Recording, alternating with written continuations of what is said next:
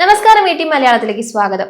ഒരു വീട് വെക്കുമ്പോഴോ ബിസിനസ് തുടങ്ങുമ്പോഴോ ₹1 കടം വാങ്ങാൻ 100 വട്ടം ആലോചിക്കുന്നവരാണ് നമ്മൾ മലയാളികൾ. എന്നാൽ ഓഹരി വിപണിയിൽ എത്തുമ്പോൾ എന്താണ് നമുക്ക് സംഭവിക്കുന്നത്? ₹5 ₹10 വിലയുള്ള ഷെയറുകൾ കാണുമ്പോൾ വില കുറവല്ലേ, എന്തെങ്കിലും കൂടുമല്ലോ എന്ന് കരുതി നമ്മൾ ചാടി വീഴും. പക്ഷെ ആ കമ്പനിയുടെ കടബാധ്യത നിങ്ങൾ ശ്രദ്ധിക്കാറുണ്ടോ? നിങ്ങൾ നിക്ഷേപിക്കുന്ന കമ്പനി വലിയ ലാഭം ഉണ്ടാക്കിയാലും ആ ലാഭം മുഴുവൻ ബാങ്ക് പലിശ അടച്ചു തീർക്കാൻ മാത്രമാണ് ഉപയോഗിക്കുന്നതെങ്കിൽ നിങ്ങളുടെ പോക്കറ്റിലേക്ക് എന്താണ് വരുന്നത്? 0. വെറും ചീപ്പ് ആയതുകൊണ്ട് മാത്രം ഒരു ഓഹരി വാങ്ങുന്നത് വഴി നിങ്ങൾ നിക്ഷേപിക്കുന്നത് ഒരു വലിയ ചതിക്കുഴിയിലായിരിക്കാം. ആയിരക്കണക്കിന് കമ്പനികളുള്ള ഈ വിപണിയിൽ നിന്ന് വെറും 3 ഫൈനാൻഷ്യൽ റേഷ്യോകൾ ഉപയോഗിച്ച് ഒരു ട്രാപ്പും ജേമും തമ്മിലുള്ള വ്യത്യാസം നമുക്ക് കണ്ടെത്താം. ഈ 3 കാര്യങ്ങൾ പരിശോധിക്കാതെ നിങ്ങൾ ഓഹരി വാങ്ങുന്നുണ്ടെങ്കിൽ നിങ്ങൾ നിക്ഷേപിക്കുകയല്ല, മറിച്ച് ചൂതാട്ടമാണ് നടത്തുന്നത്. ആ 3 മാന്ത്രിക നമ്പറുകൾ ഏതൊക്കെയാണെന്ന് നോക്കാം. ഒപ്പം ഈ 3 റേഷ്യോ പെർഫെക്റ്റ് ആയുള്ള ഒരു സ്മോൾ ക്യാപ് കമ്പനിയുടെ കേസ് സ്റ്റഡിയും ഉദാഹരണമായി മനസ്സിലാക്കാം. ഡെപ്റ്റ് ടു ഇക്വിറ്റി റേഷ്യോ ആണ് ഇതിൽ ആദ്യത്തേത്. ഡെപ്റ്റ് ടു ഇക്വിറ്റി റേഷ്യോ 2ന് മുകളിലാണെങ്കിൽ കമ്പനിയുടെ പകുതിയിലധികം ആസ്തികളും കടം വാങ്ങിയ പണം കൊണ്ടാണെങ്കിൽ അതൊരു അപകടമാണ്. ഡെപ്റ്റ് ടു ഇക്വിറ്റി റേഷ്യോ 1ന് താഴെയാണെങ്കിൽ അല്ലെങ്കിൽ 0 ആണെങ്കിൽ കമ്പനി സ്വന്തം കാലിൽ നിൽക്കുന്നു എന്ന് ഇതിലൂടെ ഉറപ്പിക്കാം. റിട്ടേൺ ഓൺ ഇക്വിറ്റിയാണ് അടുത്ത ഒരു ഘടകം. അതോടൊപ്പം തന്നെ റിട്ടേൺ ഓൺ ക്യാപിറ്റൽ എംപ്ലോയിഡും ലാഭക്ഷമത അളക്കുന്ന മറ്റൊരു ഫാക്ടറാണ്. 10% താഴെയാണ് ROയും ROCയും എങ്കിൽ നിങ്ങളുടെ പണം ബാങ്ക് FDയിൽ ഇട്ടാൽ കിട്ടുന്നതിനേക്കാൾ കുറഞ്ഞ ലാഭമേ കമ്പനി ഉണ്ടാക്കുന്നുള്ളൂ. എങ്കിൽ പിന്നെ എന്തിനാണ് റിസ്ക് എടുക്കുന്നത്? 20% മുകളിൽ സ്ഥിരമായി നിൽക്കുന്ന ROE ആണെങ്കിൽ കമ്പനി നിങ്ങളുടെ പണം മികച്ച രീതിയിൽ വളർത്തുന്നു എന്നതിന്റെ തെളിവാണ്. പ്രൊമോട്ടർ പ്ലെഡ്ജിംഗ് ആണ് മൂന്നാമത്തേത്. പ്രൊമോട്ടർ അവരുടെ 20%-ലധികം ഓഹരികൾ ബാങ്കിൽ പണയം വെച്ചിട്ടുണ്ടെങ്കിൽ അത് വലിയൊരു റെഡ് ഫ്ലാഗ് ആണ്. 0% പ്ലെഡ്ജിംഗ് ആണെങ്കിൽ ഉടമസ്ഥർക്ക് സ്വന്തം കമ്പനിയിൽ പൂർണ്ണ വിശ്വാസം ഉണ്ടെന്നതിന്റെ അടയാളമാണ്. നമ്മൾ ഒരു പെണ്ണാലോചനയ്ക്കോ കല്യാണത്തിനോ പോകുമ്പോൾ ആ കുടുംബത്തിന്റെ പശ്ചാത്തലവും കടബാധ്യതയും അന്വേഷിക്കാറില്ലേ? അതേ ഗൗരവം നിങ്ങൾ കഷ്ടപ്പെട്ടുണ്ടാക്കിയ പണം നിക്ഷേപിക്കുമ്പോഴും വേണം. ₹2000 വിലയുള്ള ഒരു ഓഹരി ജേം ആയിരിക്കാം, എന്നാൽ ₹20 വിലയുള്ള ഒരു സ്റ്റോക്ക് വലിയൊരു ട്രാപ്പ് ആയിരിക്കാം. ഈ 3 റേഷ്യോകൾ നോക്കുന്നത് വഴി സാധാരണക്കാരായ മലയാളികൾക്ക് തങ്ങളുടെ സമ്പാദ്യം സുരക്ഷിതമായി വളർത്താൻ സാധിക്കും. ഇനി കടമില്ലാത്ത, പലിശയുടെ ഭാരമില്ലാത്ത ഡെപ്റ്റ് ഫ്രീ കമ്പനികളെ എങ്ങനെ തിരിച്ചറിയാം? ഇതിനെക്കുറിച്ച് വ്യക്തമായി തന്നെ മനസ്സിലാക്കാം. നമ്മൾ നേരത്തെ പറഞ്ഞതുപോലെ ഒരു കമ്പനിയുടെ ഓഹരി വില ₹10 ആണോ ₹1000 എന്നതിലല്ല കാര്യം. ആ കമ്പനിക്ക് എത്രത്തോളം കടബാധ്യതയുണ്ട് എന്നതിലാണ്. കടം കൂടിയ കമ്പനികളെ ഒരു ചിതൽ പിടിച്ച വീടിനോട് ഉപമിക്കാം. പുറമേ നിന്ന് നോക്കുമ്പോൾ വീട് സുന്ദരമായിരിക്കാം, പക്ഷെ അകമേ ചിതൽ അതിന്റെ അടിത്തറ നശിപ്പിക്കുകയായിരിക്കും. എന്തുകൊണ്ടാണ് കടം കൂടിയ കമ്പനികളെ നമ്മൾ പേടിക്കണമെന്ന് പറയുന്നത്? അതിന് 3 കാരണങ്ങളുണ്ട്. ഒന്നാമത്തേത് പലിശയുടെ ഭാരം തന്നെയാണ്, അഥവാ ഇൻട്രസ്റ്റ് ബേർഡൻ. ഒരു കമ്പനി ലാഭം ഉണ്ടാക്കിയാൽ ആ ലാഭം മുഴുവൻ ബിസിനസ് വളർത്താനോ അല്ലെങ്കിൽ ഡിവിഡൻഡായി നിക്ഷേപകർക്ക് നൽകാനോ ആണ് ഉപയോഗിക്കേണ്ടത്. എന്നാൽ വലിയ തോതിൽ കടമെടുത്ത കമ്പനികൾ അവരുടെ ലാഭത്തിന്റെ സിംഹഭാഗവും ബാങ്കുകൾക്ക് പലിശ നൽകാൻ മാത്രമായി മാറ്റിവെക്കേണ്ടി വരും. അതായത് ആ കമ്പനി കഷ്ടപ്പെട്ട് പണിയെടുക്കുന്നത് ബാങ്കിനെ പണക്കാരനാക്കാൻ വേണ്ടിയാണ്, അല്ലാതെ നിങ്ങളെ പണക്കാരനാക്കാൻ വേണ്ടിയല്ല. രണ്ടാമത്തെ കാര്യം പ്രതിസന്ധി ഘട്ടങ്ങളിലെ അതിജീവനം, അതായത് സർവൈവൽ ടെസ്റ്റ് ആണ്. കോവിഡ് മഹാമാരി വന്നപ്പോഴും പ്രളയം ഉണ്ടായപ്പോഴും നമ്മൾ കണ്ടതാണ്. ഒരു വരുമാനവുമില്ലാതെ മാസങ്ങളോളം ബിസിനസ്സുകൾ അടച്ചിടേണ്ടി വന്നു.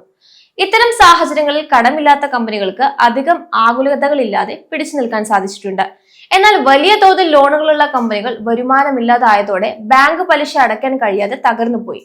അതുകൊണ്ട് തന്നെ സാമ്പത്തിക മാന്ദ്യം ഉണ്ടാകുമ്പോൾ ആദ്യം വീഴുന്നത് ഇത്തരം കടബാധ്യതയുള്ള കമ്പനികളായിരിക്കും. ഒപ്പം തുടക്കത്തിൽ സൂചിപ്പിച്ച പോലെ ഡെപ്റ്റ് ടു ഇക്വിറ്റി റേഷ്യോയും നോക്കാൻ മറക്കരുത്. ഒരു സാധാരണ നിക്ഷേപകൻ എന്ന നിലയിൽ കടബാധ്യതയോ അല്ലെങ്കിൽ ഡെപ്റ്റ് ടു ഇക്വിറ്റി റേഷ്യോ 1ന് മുകളിലുള്ള സ്മോൾ ക്യാപ് കമ്പനികളെ നിങ്ങളുടെ പോർട്ട്ഫോളിയോയിൽ നിന്ന് ഒഴിവാക്കുന്നതാണ് ബുദ്ധി. വില കുറഞ്ഞ ഓഹരികൾ വാങ്ങുന്നതിന് മുൻപ് ആ കമ്പനി സ്വന്തം കാലിലാണോ അതോ ബാങ്കിന്റെ സഹായത്തിലാണോ നിൽക്കുന്നതെന്ന് ഈ റേഷ്യോ നോക്കി നിങ്ങൾ മനസ്സിലാക്കണം. ഇനി നമുക്ക് ബോണസായി ഇത്തരത്തിൽ 0 ഡെപ്റ്റ് ഉള്ള, ഉയർന്ന ROC ഉള്ള ഒരു സ്മോൾ ക്യാപ് കമ്പനിയെ പരിചയപ്പെടാം. ഇത് നൽകുന്നത് നിങ്ങൾക്ക് തന്നെ സ്വയം പഠിക്കാനാണ്. സ്ക്രീനർ പോലുള്ള സൈറ്റ് ഉപയോഗിച്ചുകൊണ്ട് ഈ കമ്പനികളുടെ അനാലിസിസ് നിങ്ങൾക്ക് സ്വയം ചെയ്യാവുന്നതാണ്. 2011 സ്ഥാപിതമായ ക്രിസാക് ലിമിറ്റഡ് ആണ് കമ്പനി. വിവിധ രാജ്യങ്ങളിലെ ഉന്നത വിദ്യാഭ്യാസ സ്ഥാപനങ്ങൾക്കായി അന്താരാഷ്ട്ര വിദ്യാർത്ഥി റിക്രൂട്ട്മെന്റ് സേവനങ്ങൾ നൽകുന്ന ഒരു വിദ്യാഭ്യാസ പ്ലാറ്റ്ഫോമാണിത്. ₹446 കോടി വിപണി മൂല്യമുള്ള ഈ കമ്പനി B2B സ്ഥാപനമാണ്. റിക്രൂട്ട്മെന്റ് ഏജന്റുകളെയും ആഗോള വിദ്യാഭ്യാസ സ്ഥാപനങ്ങളെയും തമ്മിൽ ബന്ധിപ്പിക്കുന്നുണ്ട്. UK, Canada, Ireland, Australia, New Zealand എന്നിവിടങ്ങളിലെ സർവകലാശാലകളിലേക്കുള്ള വിദ്യാർത്ഥി പ്രവേശനത്തിനാണ് ഇവർ ശ്രദ്ധ കേന്ദ്രീകരിക്കുന്നത്. കൂടാതെ marketing, brand management, admission office സേവനങ്ങൾ എന്നിവയും ഇവർ നൽകി വരുന്നുണ്ട്. കമ്പനിയുടെ സാമ്പത്തിക പ്രകടനം വിലയിരുത്തിയാൽ ശ്രദ്ധേയമായ ചില കാര്യങ്ങൾ മനസ്സിലാക്കാം. അതിൽ ആദ്യത്തേത് മികച്ച ലാഭക്ഷമത തന്നെയാണ്. കഴിഞ്ഞ 10 വർഷത്തെ ശരാശരി റിട്ടേൺ ഓൺ ക്യാപിറ്റൽ എംപ്ലോയ്ഡ് നോക്കിയാൽ 88%. ഇതേ മേഖലയിലെ മറ്റ് കമ്പനികളുടെ ശരാശരി വെറും 28%. ലളിതമായി പറഞ്ഞാൽ ബിസിനസ്സിൽ മുടക്കുന്ന ഓരോ 100 രൂപയ്ക്കും ഈ കമ്പനി 88 രൂപ ലാഭം ഉണ്ടാക്കുമ്പോൾ മറ്റ് കമ്പനികൾക്ക് 28 രൂപ മാത്രമേ ലാഭം നേടാനാകുന്നുള്ളൂ. നിലവിലെ ROC 48%. Industry median 19%. കടബാധ്യതകളില്ലാത്ത വളർച്ചയാണ് അടുത്തത്. കമ്പനിയുടെ ഡെപ്റ്റ് ടു ഇക്വിറ്റി റേഷ്യോ 0. അതായത് കമ്പനിക്ക് നിലവിൽ കടബാധ്യതകൾ ഇല്ല എന്നർത്ഥം. ഉയർന്ന ലാഭക്ഷമതയും കടമില്ലാത്ത അവസ്ഥയും ചേരുമ്പോൾ പലിശ ഇനത്തിൽ പണം നഷ്ടപ്പെടാതെ മികച്ച ആദായം നേടാൻ കമ്പനിക്ക് സാധിക്കുന്നുണ്ട്. ഉയർന്ന ഡിവിഡൻഡ് ആണ് മറ്റൊരു സവിശേഷത. തങ്ങളുടെ ലാഭം ഓഹരി ഉടമകളുമായി പങ്കുവെക്കുന്നതിൽ കമ്പനി മുന്നിലാണ്. ഡിവിഡൻഡ് ഈൽഡ് 3.5% തുടരുന്നു. മറ്റ് കമ്പനികളുടെ ശരാശരി 1.2% മാത്രമാണ്. കഴിഞ്ഞ 12 മാസത്തിനിടെ ഓരോ ഓഹരിക്കും 8 രൂപ വീതം ഡിവിഡൻഡ് കമ്പനി പ്രഖ്യാപിച്ചിരുന്നു. നിക്ഷേപകർക്ക് ഓരോ 100 രൂപയ്ക്കും 3 രൂപ 50 പൈസ ലാഭവിഹിതം ലഭിക്കുമ്പോൾ മറ്റ് സമാന കമ്പനികൾ 1 രൂപ 20 പൈസ മാത്രമാണ് ലാഭമായി നൽകുന്നത്. ഈ കണക്കുകൾ കമ്പനി എങ്ങനെയാണ് കൈവരിക്കുന്നതെന്ന് മനസ്സിലാക്കാൻ നമുക്ക് അവരുടെ സാമ്പത്തിക റിപ്പോർട്ടുകൾ കൂടി പരിശോധിക്കാം. കമ്പനിയുടെ വിൽപ്പന 2021 സാമ്പത്തിക വർഷത്തിലെ 111 കോടി രൂപയിൽ നിന്ന് 2025 സാമ്പത്തിക വർഷമാകുമ്പോഴേക്കും 849 കോടി രൂപയായി വളർന്നിരുന്നു. അതായത് 66% CAGR വളർച്ച രേഖപ്പെടുത്തി. 2025 ഏപ്രിൽ മുതൽ ഡിസംബർ വരെയുള്ള കാലയളവിൽ മാത്രം കമ്പനി 651 കോടി രൂപയുടെ സെയിൽസ് ആണ് നടത്തിയത്. കമ്പനിയുടെ പ്രവർത്തന ലാഭം അഥവാ എബിഡ നോക്കുകയാണെങ്കിൽ ഇതേ കാലയളവിൽ 27 കോടി രൂപയിൽ നിന്ന് 213 കോടി രൂപയാക്കി വർദ്ധിച്ചിട്ടുണ്ട്.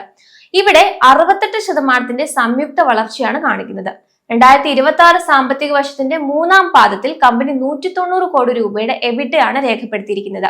അറ്റാദായത്തിന്റെ കാര്യം എടുത്താൽ 2021 സാമ്പത്തിക വർഷത്തിൽ 21 കോടി രൂപയായിരുന്നത് 2025 സാമ്പത്തിക വർഷം ആയപ്പോഴേക്കും 153 കോടി രൂപയെ വർദ്ധിച്ചു. അതായത് 64% CAGR വളർച്ച.